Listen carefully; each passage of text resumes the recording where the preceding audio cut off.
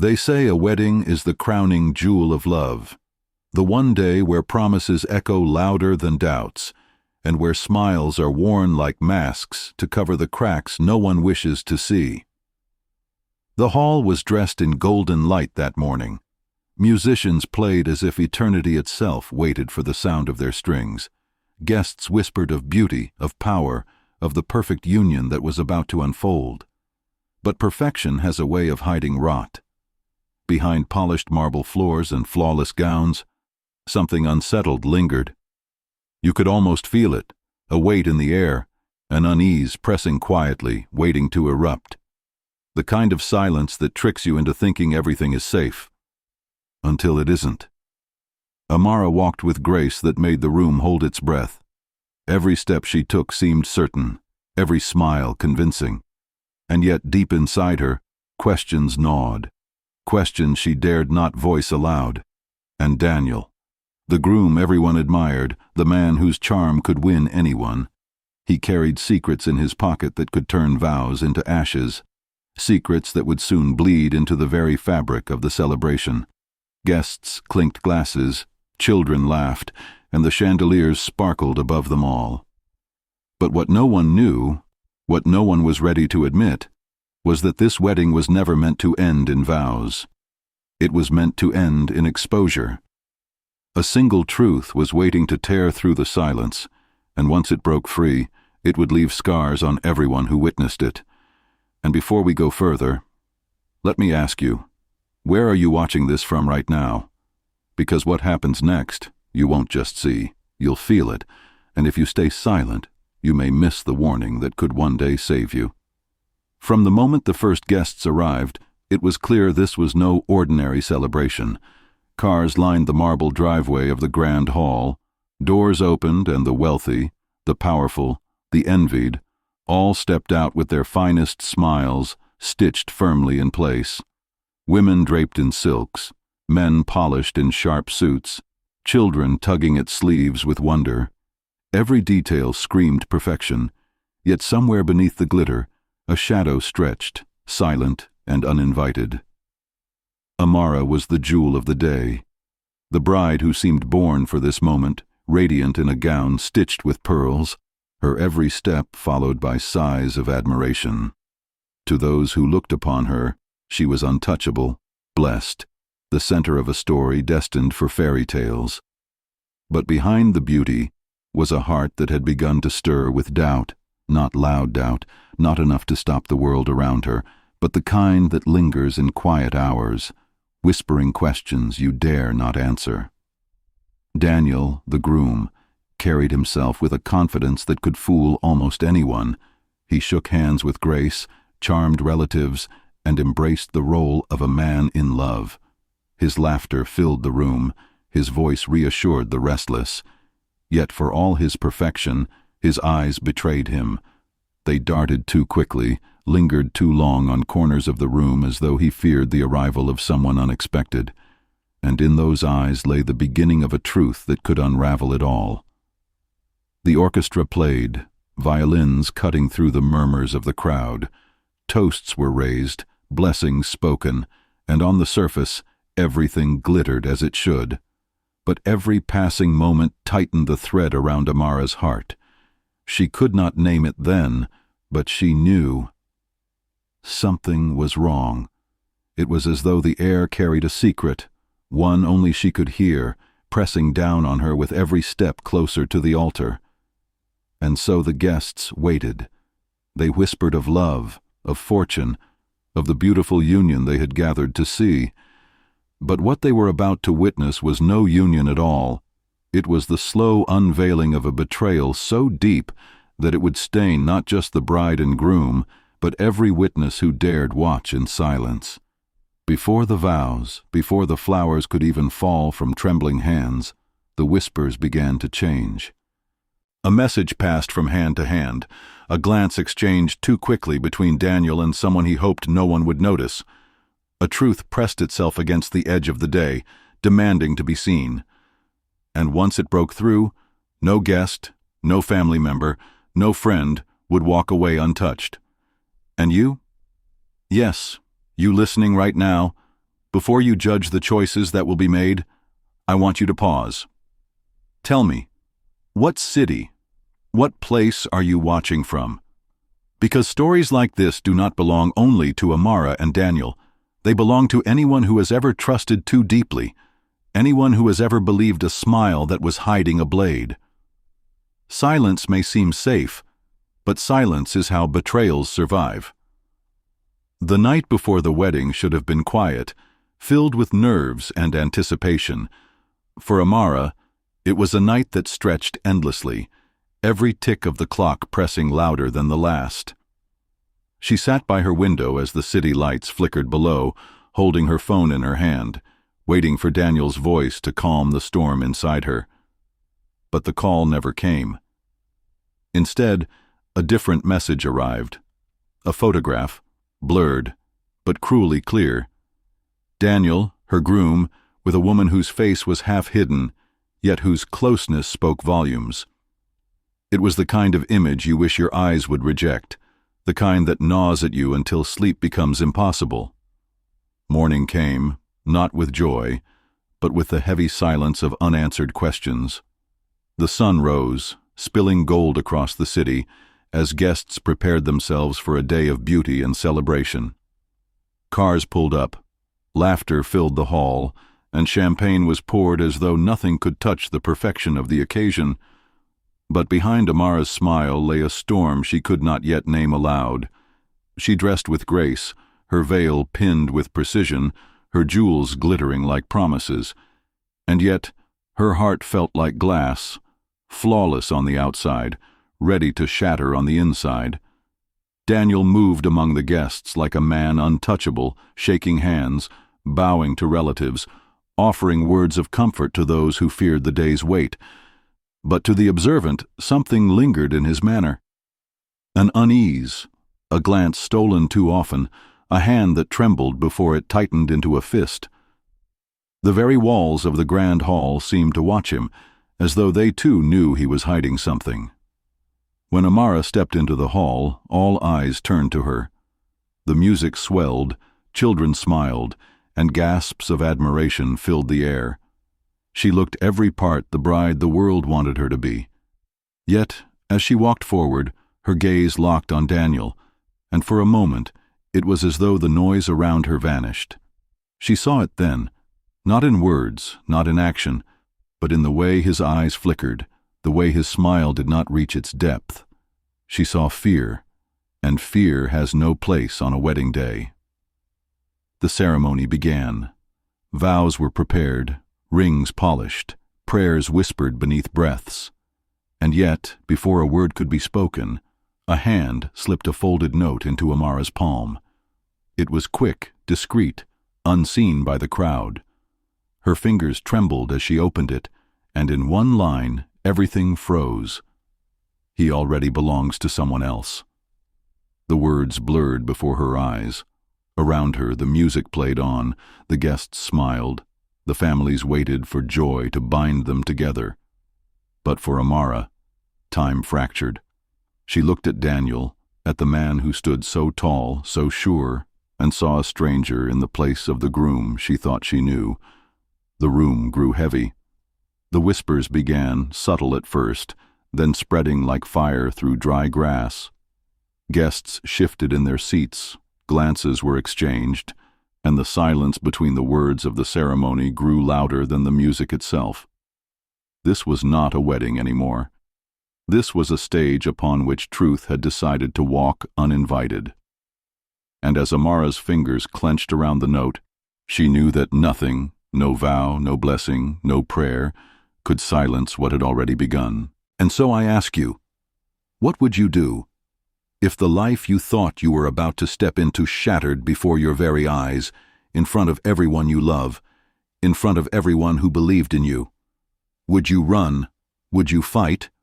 Or would you, like Amara, hold your silence and let the truth reveal itself in its own time? Comment below, because your answer might tell you more about yourself than you realize. After the note, the world around Amara blurred. The music, the vows, the guests, all faded into the background as though she stood alone in a hall of shadows. She said the words expected of her, nodded where tradition demanded, but her heart was no longer in the moment. Every glance at Daniel felt like staring at a mask, painted to perfection, hiding a face she no longer recognized. When the ceremony ended, and the guests scattered toward tables heavy with wine and delicacies, Amara slipped away. Her gown whispered against the marble floors as she walked into a quiet room, away from the lights and the noise. Moments later, Daniel followed. His smile was gone, his eyes no longer the eyes of a groom, but of a man cornered. There, behind closed doors, the silence between them grew sharp. He spoke first, excuses that twisted in his throat, words that tried to soothe, but instead scratched against her ears like thorns. And in that silence between his sentences, Amara realized something chilling. He was not confessing, he was defending. He had no remorse, no shame, only fear of being exposed. And then came the slip. One line too many, one word too sharp, and the truth cracked through. Daniel admitted just enough for her to know the betrayal was real. He had promised himself elsewhere, given his loyalty away long before he walked her down the aisle. Amara did not shout. She did not cry. She simply looked at him, her face a mask of quiet calculation. It was then, in that very moment, that the seed of something greater was planted, not rage, not tears, but resolve. A quiet vow, deeper than any words the priest could have offered. A vow not of love, but of reckoning. What Daniel failed to see was that someone else had been watching. At the edge of the hall, beyond the laughter of guests and the clinking of glasses, a figure lingered in silence. Zara. Her presence was like a shadow that had been waiting all along. She moved through the crowd unseen, her eyes locked on Daniel, her lips pressed into a line that carried its own story. She knew him. She knew his lies, his half-truths, his betrayals. And now she watched Amara with something that looked almost like pity. Or perhaps it was recognition. Zara was not there by chance. She had come with purpose, and her silence spoke louder than words. When Amara's eyes finally caught hers, the world seemed to pause. It was not a meeting of strangers. It was a recognition, as though the betrayal had tied them together without either woman's consent. For in Zara's gaze, Amara saw confirmation. The rumors were no longer whispers. The note was no longer suspicion. The photograph was no longer doubt. It was all real, and in that instant Amara understood. This was bigger than herself. This was not a private wound. It was a story Daniel had written with his own hands, and everyone in the room was unknowingly playing a part. The wedding, the guests, the blessings, all of it was a veil. And beneath that veil lay the truth. Daniel's betrayal stretched further than Amara could have imagined. Before the night would end, that truth would no longer remain hidden. And to you, listening now, think of this carefully. Betrayal rarely arrives in silence. It leaves clues, fragments, tiny pieces scattered across days and weeks, waiting for someone brave enough to see them. Have you ever looked back at your own life and realized the signs were always there? If you have, tell me where you're watching from. Because silence, when truth demands to be spoken, makes us no better than the crowd who sat and smiled while Amara's heart was breaking. From the moment her eyes locked with Zara's, Amara knew her path had shifted.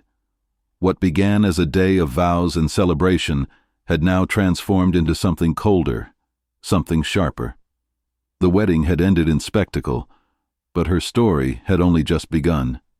Daniel returned to the crowd with laughter stitched across his face, carrying the performance of a man in love, convincing enough to fool those who wanted the fairy tale. But Amara knew better. She had seen behind the curtain, and what she saw was not a husband, but a man who thrived on deceit. She chose silence that day. She chose calm. She chose the mask. But beneath that veil of composure she began to weave a plan, not a plan of shouting matches or scandal in front of guests. No, Amara was far too patient for that. If Daniel had played a long game of betrayal, she would answer with a longer game still. The first step was observation.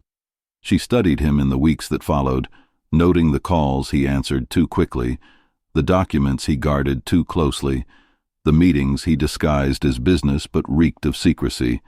She said nothing. She smiled, nodded, carried herself as though nothing had changed. But every gesture, every slip of his tongue, every fleeting glance toward Zara became another piece of the puzzle she was assembling. And Zara, she was no longer just a silent observer.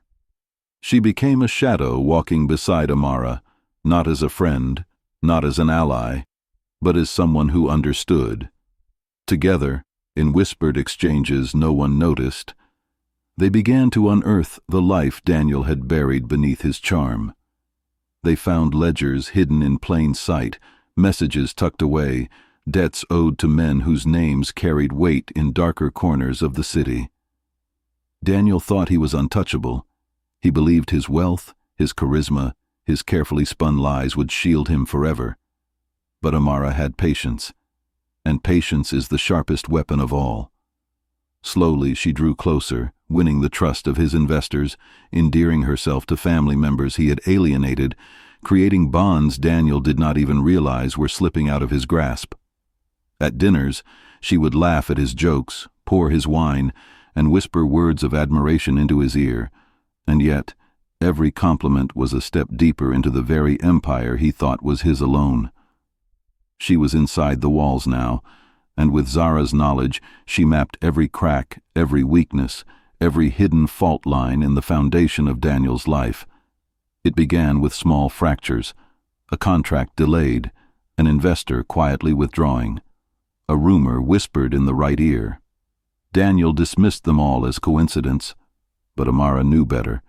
She was pulling the strings now, one by one, and soon the weight of his secrets would collapse under their own deceit. But betrayal is never content to remain quiet. It multiplies, it spreads, and soon Daniel's world began to shift beneath his feet. One evening, when he thought he was at his strongest, when the hall once again filled with guests for a family gathering, Amara watched him carefully. The crowd still adored him, but his eyes betrayed unease. He knew something was wrong, though he could not name it. His empire was still standing, but the ground beneath it had begun to crack. And this was only the beginning. So I ask you now, if you were in Amara's place, would you have spoken on that wedding day? Or would you have chosen silence, letting patience carve out a revenge far sharper than rage could ever deliver? Tell me in the comments, because sometimes the answer we choose reveals whether we long for peace or for justice.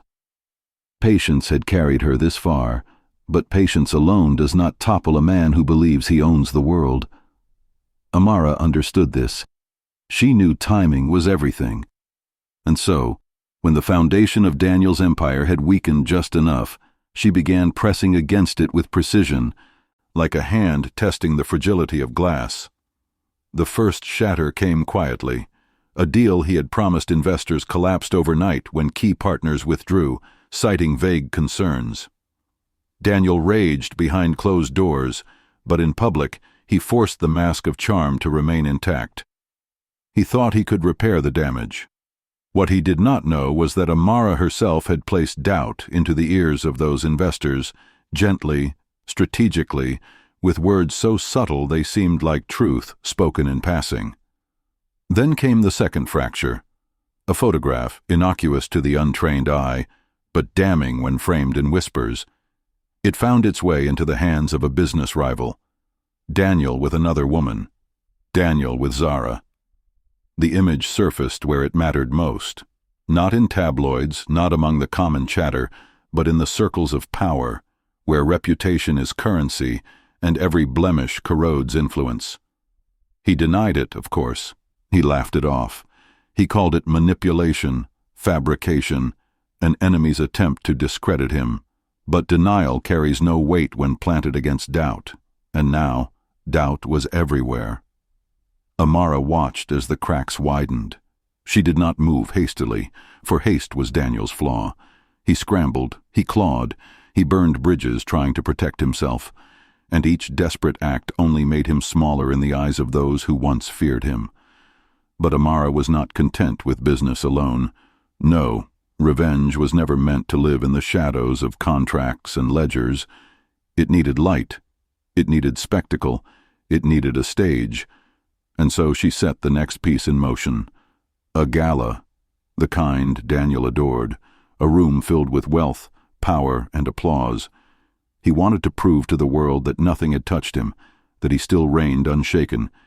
He arranged it as a celebration of expansion, a night to silence rumors.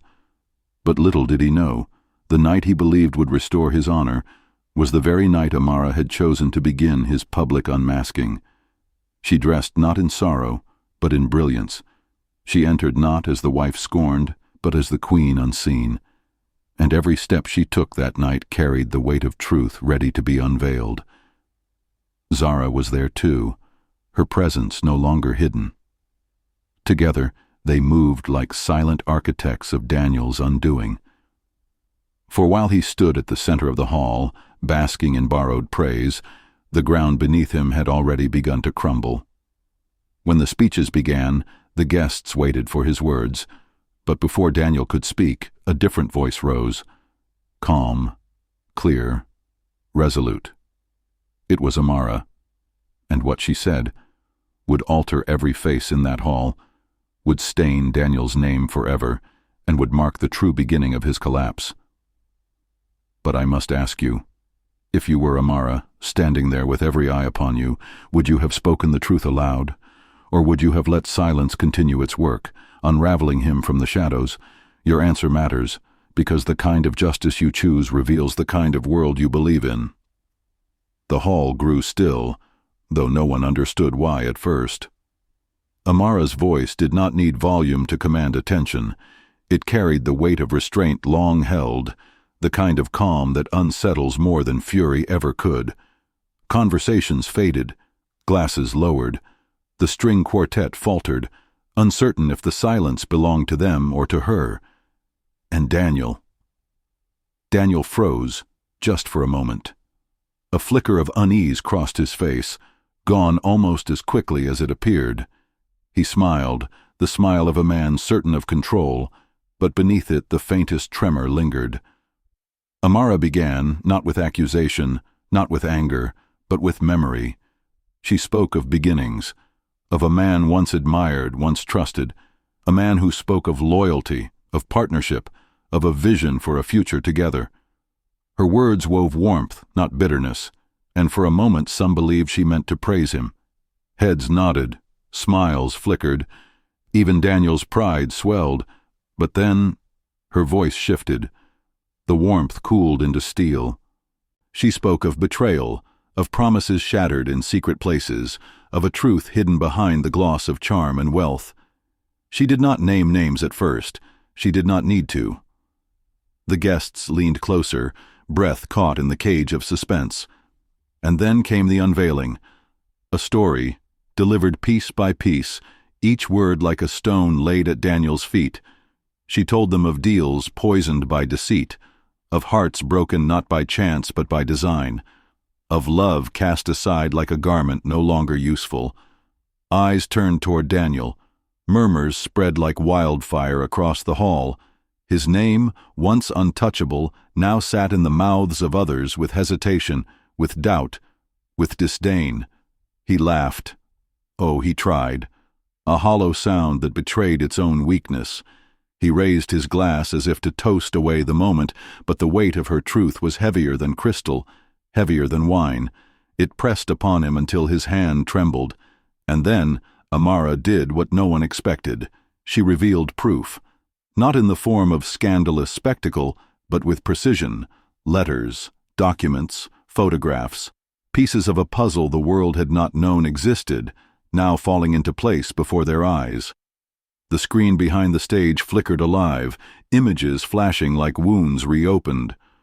The crowd gasped. Daniel staggered beneath the weight of sight and sound he could not control. This was not rumor. This was not gossip. This was revelation, and Amara did not gloat. She did not cry. She simply stood, steady, unshaken, while the empire of a man who thought himself untouchable cracked under the force of undeniable truth. Guests turned from him. Some left their seats. Investors whispered of withdrawal. Rivals smiled with concealed delight.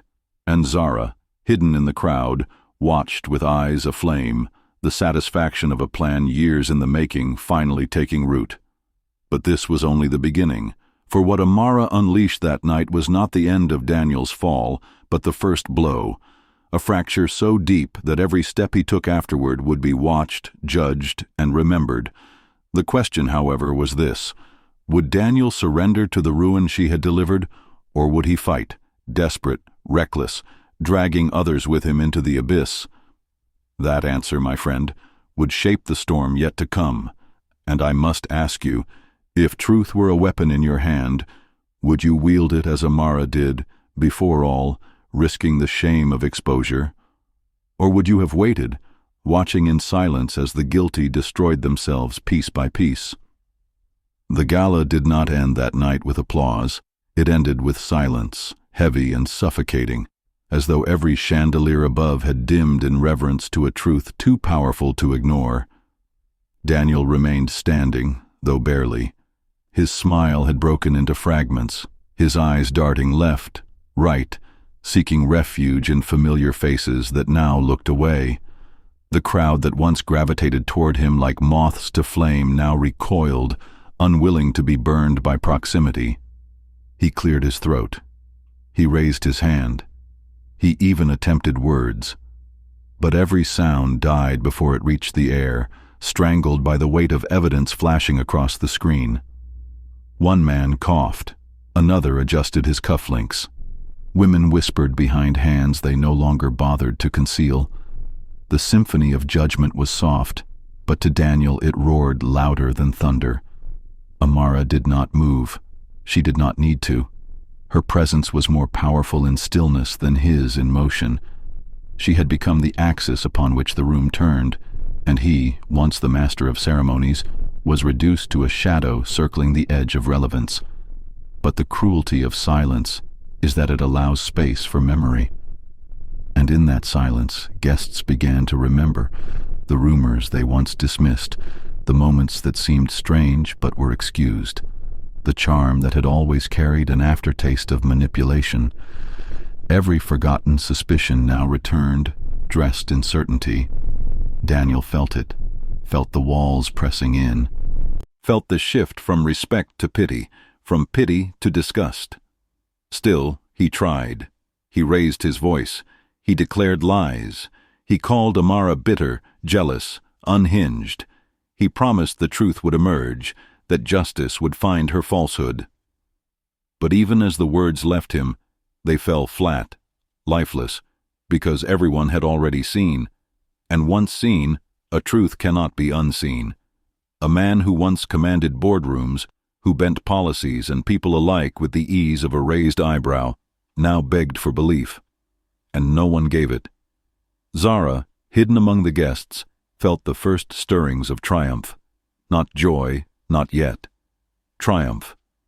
A satisfaction too dangerous to smile at, but too sharp to ignore. She had waited for this fall, nurtured it in silence, watered it with patience. And now the fruit was ripe. But Zara also knew something Amara did not. Daniel would not collapse quietly. Men like him, who built their lives on pride, on control, on masks worn too long, do not accept ruin with bowed heads. They claw, they grasp, they drag down whatever they can in their descent.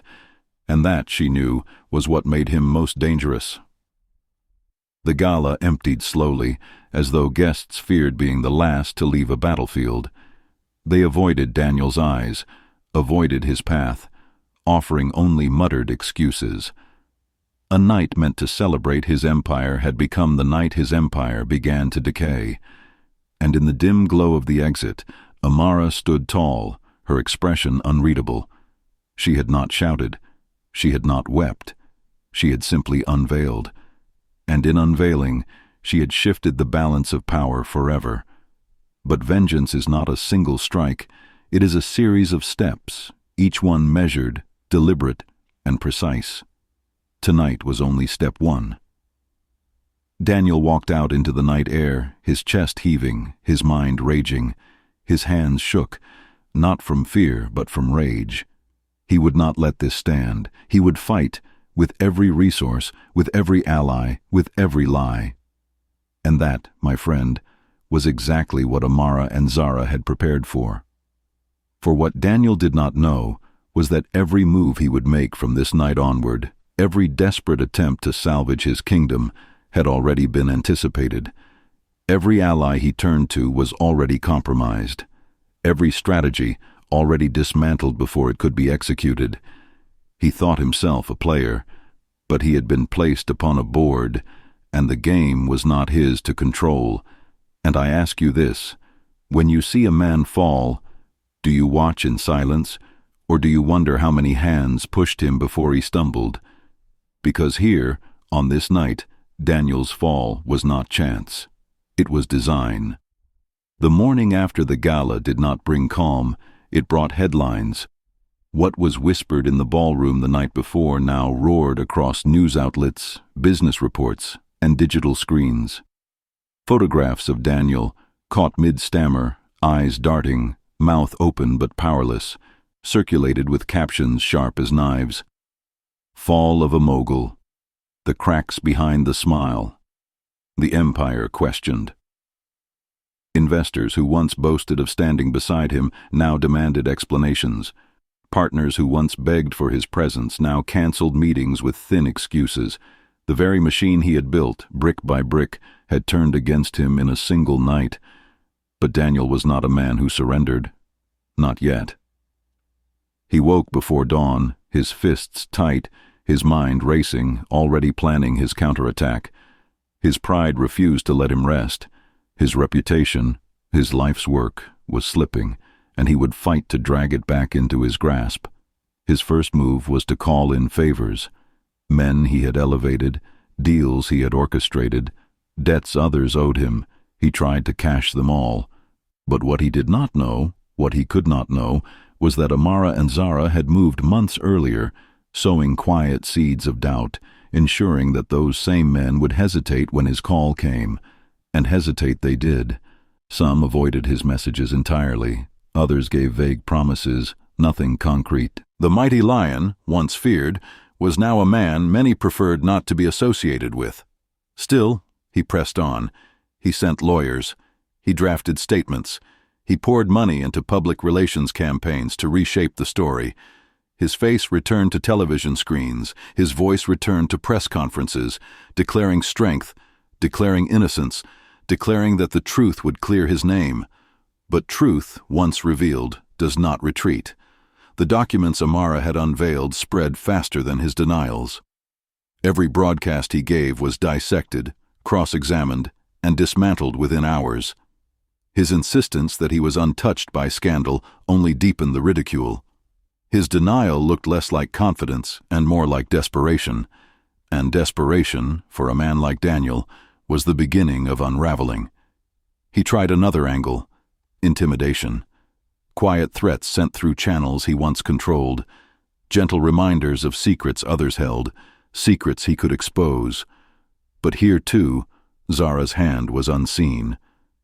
Many of those secrets had already been neutralized, prepared months earlier. Those who once feared him now feared something greater: exposure through association.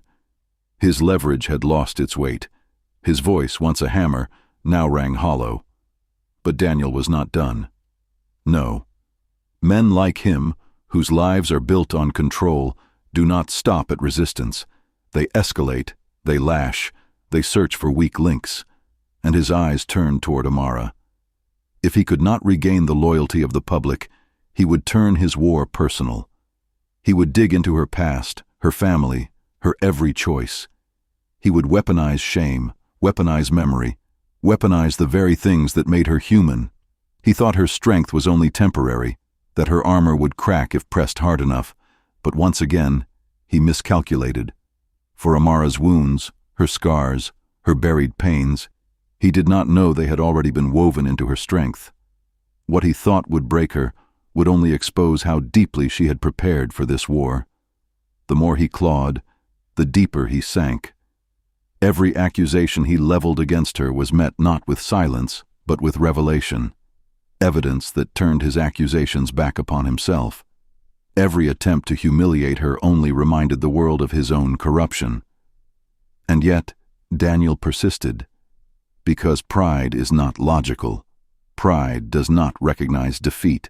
Pride only recognizes the next move. But behind his fury, behind his plans, something else was growing, a shadow he could not yet see. For every move he made in desperation, Zara was already ahead. Every thread he pulled only unraveled the tapestry further. He was not fighting one woman, nor two. He was fighting the inevitability of collapse. And collapse does not announce itself. It waits, quietly, patiently, until the final stone gives way. Daniel's counterattack began quietly, but its intent was unmistakable. He hired investigators, men skilled in finding what others buried, in dragging hidden histories into daylight. Their task was singular: Amara. They trailed her movements, dug through her records, reached out to anyone who had known her in years past. To Daniel, this was not merely strategy, it was instinct. He believed everyone had something to hide. He believed every strong front concealed a fragile core. The reports came back quickly, pages filled with details meant to harm. Yes, Amara had once struggled. Yes, she had debts. Yes, her family had faced hardship. But what Daniel failed to understand was that the world already knew much of this, and more importantly, Amara herself no longer feared it. For the battles of her past had already burned shame into ash, leaving only resilience. What Daniel saw as weakness, the public now saw as authenticity. Still, he pressed. He leaked stories to journalists, whispering of impropriety, of secrets unspoken, of debts unpaid. Yet the moment these whispers touched the air, Amara was ready. Documents, receipts, testimonies, all carefully preserved, all released at just the right time, turned every accusation into an empty echo. And the press, sensing blood not on her but on him, turned their gaze sharper upon Daniel. He grew restless. Nights brought no sleep. The walls of his estate felt narrower, the faces of his staff colder. He saw betrayal in their silence, saw mockery in their eyes. His empire, once fortified by fear, now seemed to crumble with every headline, every unanswered call. And then Zara moved again. She had waited for this exact moment, the point where his desperation outpaced his reason. She did not need to strike loudly. She only needed to pull one thread. A financial partner, one of his oldest, announced withdrawal. Just one. The announcement was couched in polite language, citing shifting priorities, market changes. But in truth, it was Zara's hand that had guided the decision. One partner leaving was enough. Others followed. Investors grew skittish. Stocks wavered.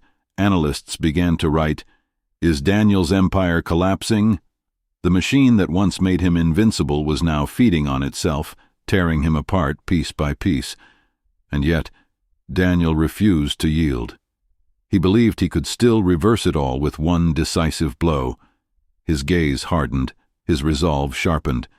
If he could not destroy Amara with secrets, he would destroy her with spectacle. He planned a conference, a grand televised event where he would reclaim the narrative. Cameras would flash, journalists would swarm, and he would declare himself the victim of lies, the target of envy. He would paint Amara as an opportunist, Zara as a manipulator, and himself as the betrayed. But what he did not know, what he could not know, was that the very stage he built would become the ground of his undoing. For Amara and Zara had already anticipated this. They knew his pride would drive him to seek a stage. They knew his desperation would demand a spectacle. And so they laid their trap within it. As Daniel prepared his speech, as his team rehearsed the angles, the timing, The applause he hoped would rise. Files moved quietly through encrypted channels. Evidence he had buried, contracts he had falsified, funds he had siphoned, all of it prepared to surface at the exact moment he tried to rewrite the story. The conference was announced. The press clamored. The world turned its eyes. And Daniel, standing tall, believed for a moment that he could still control it all. But control was the very thing he had already lost. The trap was no longer tightening. It was already closed. And as he prepared to step into the light of the cameras, he had no idea that what awaited him was not redemption, but revelation. The morning of the conference arrived with a strange silence. Daniel woke before dawn, pacing through the marble halls of his estate, the sound of his own footsteps echoing like accusations. His staff moved quietly, avoiding his gaze, afraid to say the wrong word, afraid to say anything at all. Even the house itself seemed colder, as though it too had turned against him. He rehearsed his speech over and over, each repetition sharpening his tone, each sentence crafted not to confess, but to conquer. To Daniel this was not an explanation, it was a performance, one final show of strength before a world that had begun to doubt him. He believed he could win them back, that words and charm could erase the fractures forming around him. Cameras were already being set up at the downtown venue, a sea of reporters pressed against barricades, their microphones like weapons, their pens like blades waiting to strike. Trucks hummed, satellites whirred, screens flickered to life. Around the world, networks teased the event. Daniel Rivers to address scandal, exclusive coverage at noon. By the time his black car arrived, the crowd outside had swelled into chaos. Shouts rose from both sides, supporters waving banners, detractors holding signs that screamed betrayal, fraud, hypocrisy. Daniel kept his gaze fixed forward as security ushered him in. He told himself none of it mattered. Inside those walls, under the glow of cameras, he would take back control. Backstage, he stood before a mirror. The reflection staring back was not the man who had built an empire, nor the man who once commanded respect with a single glance. His eyes were darker, restless. His hands trembled despite the strength of his grip on the pages he carried. He told himself it was nerves, but deep down, he knew it was fear. The host walked him toward the stage. Applause cues were whispered. The audience hushed as the lights dimmed. The curtain opened. Daniel stepped into the glow. The cameras clicked instantly, capturing every movement, every bead of sweat, every hesitation. He straightened his suit, adjusted his tie, and placed the papers on the podium. His voice began strong, measured, calculated, familiar. He spoke of loyalty, of betrayal, of enemies who had twisted his name. He painted Amara as an ungrateful figure, Zara as a shadowy manipulator. He told the audience that he was the victim, that his wealth, his influence, had been turned against him by jealousy and lies. For a moment, it worked. Heads nodded. The room leaned forward. The cadence of his words wrapped around the audience like a spell. He felt their hesitation soften, felt their doubts shift. He thought he was winning. And then, screens behind him flickered. At first, just a ripple, almost invisible. Then suddenly the first document appeared, an image projected high above his head for every camera to see, a ledger signed in his own hand, transferring funds illegally offshore. The room froze. Daniel faltered mid-sentence. He turned slightly, his eyes narrowing as if the image itself were betraying him. He shuffled his papers, tried to press on, but then a second file appeared, emails, dated, time-stamped, detailing payoffs to silence former partners. Gasps rippled across the hall. Journalists shot to their feet. He tried to speak over it, his voice rising, desperate, but the screens only multiplied the evidence. Contracts forged, accounts hidden, testimonies from those he had wronged, all displayed with merciless clarity. The spell shattered. The applause cues were forgotten. The whispers grew into shouts. Cameras zoomed closer, capturing his every flicker of panic, his trembling hands, the sweat gathering on his brow. The world was no longer hearing him. They were watching him fall. Daniel gripped the podium, his knuckles white, his jaw clenched. He searched the audience for an ally, for a sympathetic face. There were none. Even his own advisors, seated in the front row, stared in silence, unwilling to meet his eyes. The conference that was meant to restore him had become his trial, and the evidence was undeniable.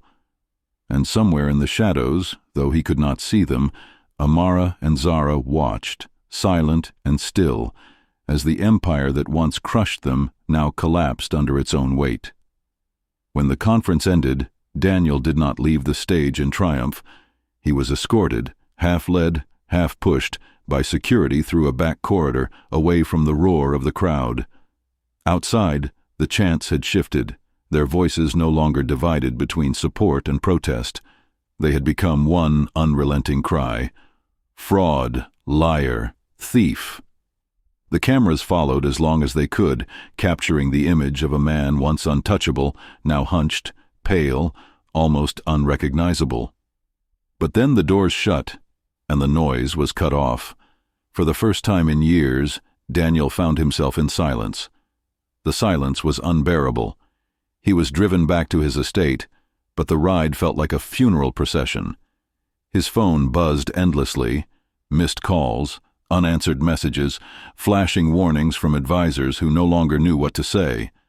Some told him to hold on, to fight back. Others told him it was over. He ignored them all. When he entered the mansion, it no longer felt like home. The chandelier lights above seemed harsh, exposing rather than illuminating. Servants bowed their heads, not out of respect but out of discomfort, as though even looking at him was a shameful act. He dismissed them with a wave, his voice hollow, and climbed the stairs alone. In his study, he poured a drink with shaking hands. The amber liquid swirled in the glass, catching the light. He raised it to his lips, but the taste burned, more bitter than he remembered. He slammed it down on the desk, the glass shattering, shards scattering across polished wood. He leaned against the chair, breathing heavily. For years he had lived under a certain belief that power could shield him from consequence, that wealth could purchase silence, that fear could command loyalty. But now every foundation had cracked. The screens had not just shown documents, they had shown truth. Truth he could not spin, could not bury. The hours crawled. Night fell. The world outside his estate was alive with noise, news anchors dissecting every frame of the conference, commentators analyzing his downfall, headlines flashing across screens. Daniel Rivers exposed. The empire collapses. Victims speak out. His name was everywhere, but for the first time it was not spoken with respect. It was spoken with contempt. Daniel turned off the television, but the silence that followed was worse. It pressed against him, heavy and suffocating, reminding him of what he had lost. He walked through the halls, his reflection staring back at him from every mirror, each one a reminder of the man he once was, the man he would never be again. He entered the ballroom, a room once filled with laughter, music, and power. Now it was empty, cold. He stood in the center, listening to his own breathing, the faint creak of the floor beneath his feet. He imagined the whispers of the guests who once filled the space, the sound of glasses clinking, the applause he had taken for granted. All of it gone. He whispered to himself, as if trying to convince the walls, "It isn't over. They'll forgive. They always do." But even as the words left his lips, he didn't believe them. He knew forgiveness was not coming, not this time. And though he could not see her, though her presence was invisible, Amara's shadow lingered in that room. Every corner, every echo seemed to carry her name. It was not her voice that haunted him. It was her silence. Silence that meant victory. Silence that told him she had done what he never thought possible. Daniel was no longer untouchable. He was broken. And the world knew it. Daniel Rivers thought silence would be his only companion in the days that followed. He was wrong.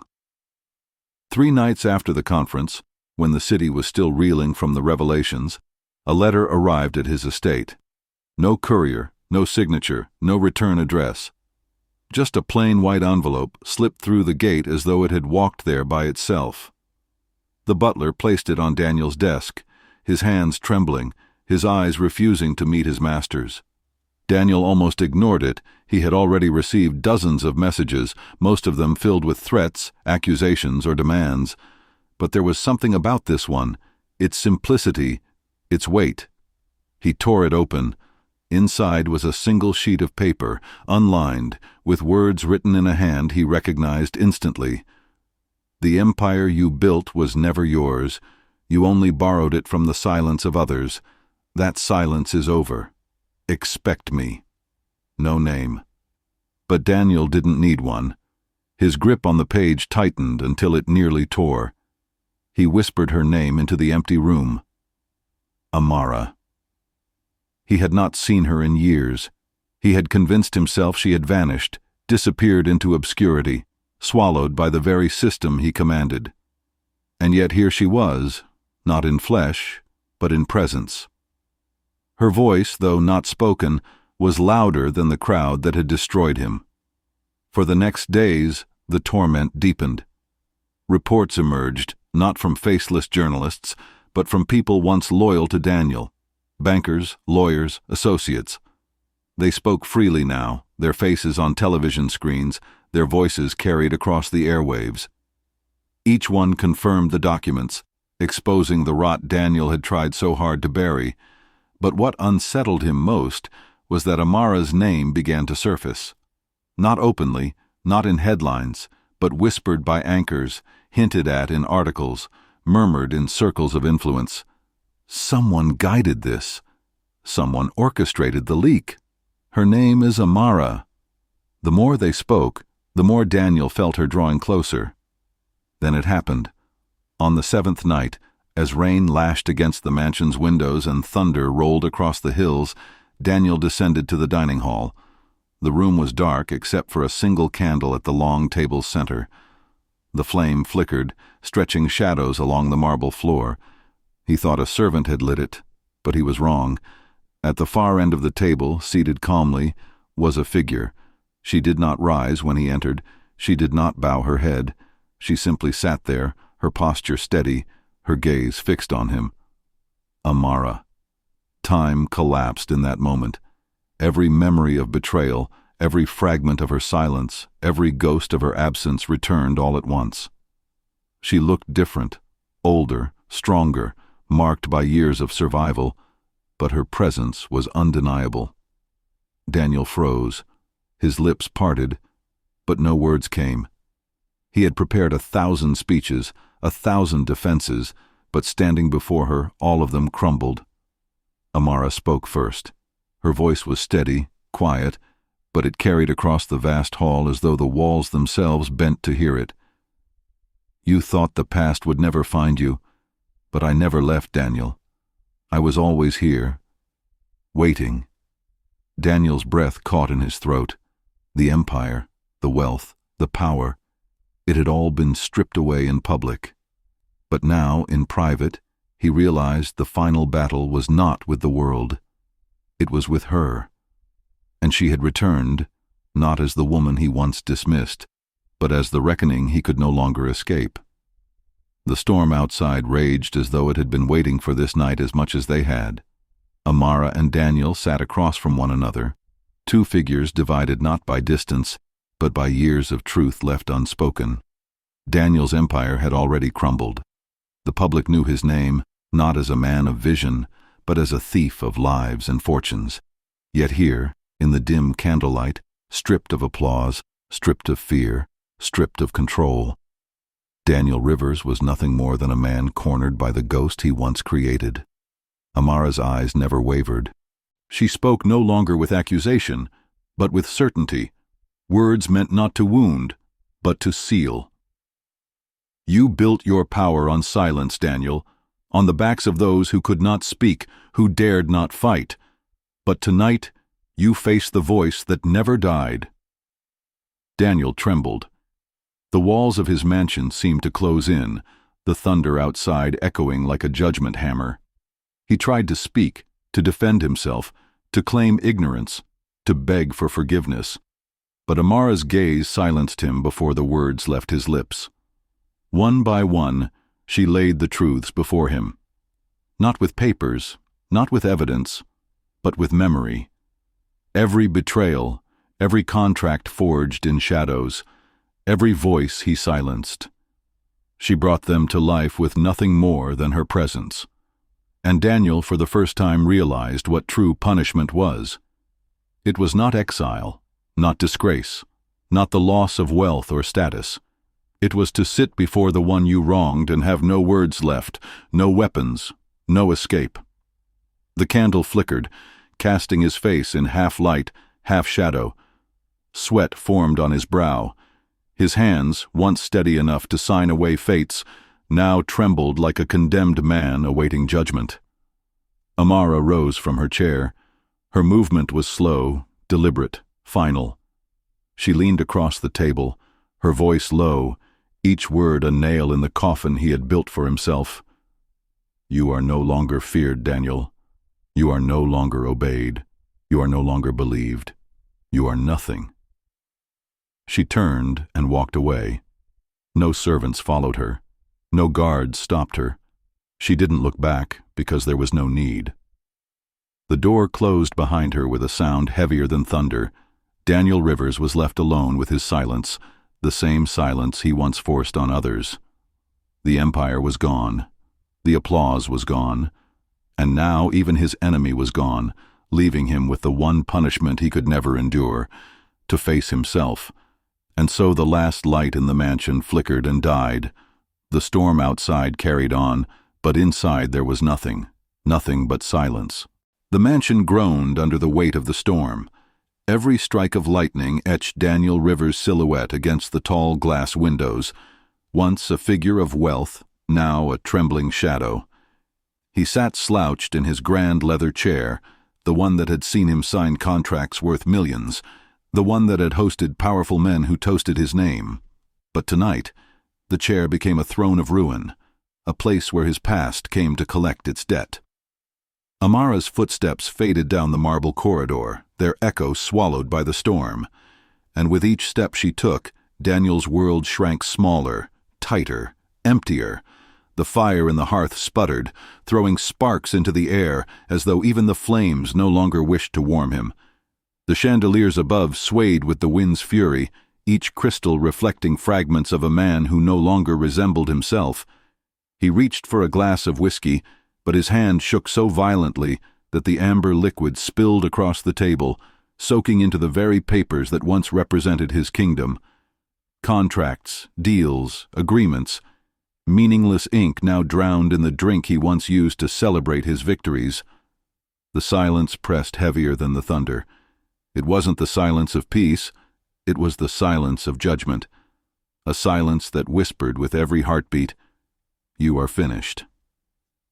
Daniel lifted his eyes to the portraits on the wall, paintings of himself, of his family name immortalized in oil.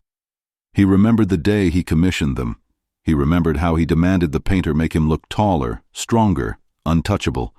But now, under the flicker of dying firelight, those painted eyes seemed to sneer at him, mocking the empire he had built from shadows. He tried to speak aloud, tried to deny it, tried to remind himself that he was still Daniel Rivers, the man who once held cities in the palm of his hand. But his voice cracked, thin and hollow, and the storm drowned it out before the sound reached the walls. Memories came flooding, faces he had forgotten, lives he had destroyed. A widow who lost her home because of his greed. A young worker whose voice was silenced when he dared to question him. Families displaced, communities broken. Their faces swirled in his mind like ghosts at the edge of the firelight. And at the center of them all, Amara, the one he thought had disappeared forever, the one he believed powerless. Yet she had returned, not with weapons, not with armies, but with the one thing he could never escape: truth. The clock struck midnight. Its chime echoed like a hammer, each toll counting down to nothingness. Daniel pressed his hands against his ears, as if he could block it out. But the sound wasn't in the clock, it was inside him, a relentless pounding that reminded him his reign had ended. Outside, the rain hammered the windows. Inside, his empire's relics stared back at him.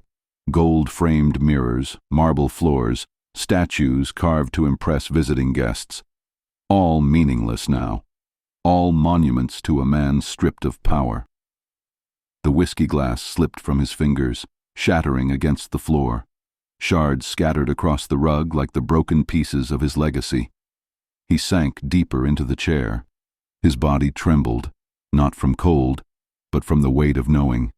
Knowing that Amara's silence as she left was not mercy. It was finality. She had not destroyed him with fire. She had not ruined him with blood.